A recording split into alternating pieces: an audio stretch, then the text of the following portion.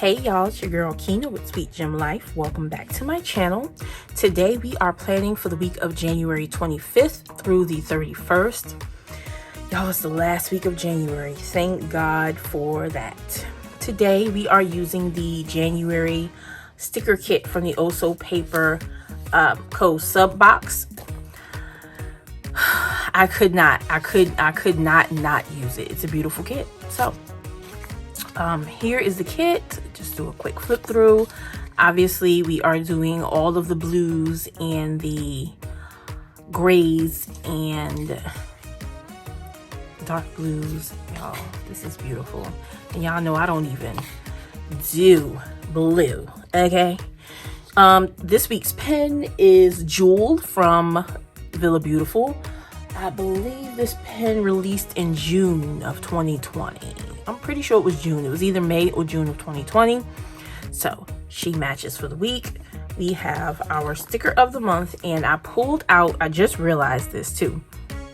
I pulled out these date covers from Sticker Guru. I got these back on a $2 Tuesday, like last year, May, 2020 May. And I never used them, and I just realized that they're gold. My pen is silver. Oh well, we're doing this. So we're gonna use this side here. I've got some date dots, and we're just gonna jump into this. So if you're interested in watching, stay tuned. I'll get some music on. Let's get it done.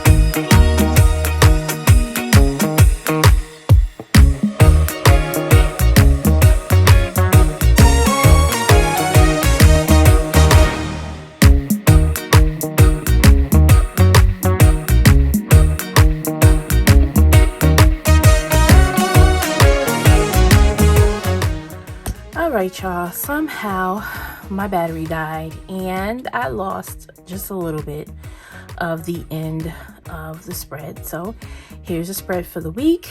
Y'all know I don't love blues. I love this spread. If you enjoyed watching this video, please like, comment, share, and of course subscribe, and I'll see you guys in the next one. Bye.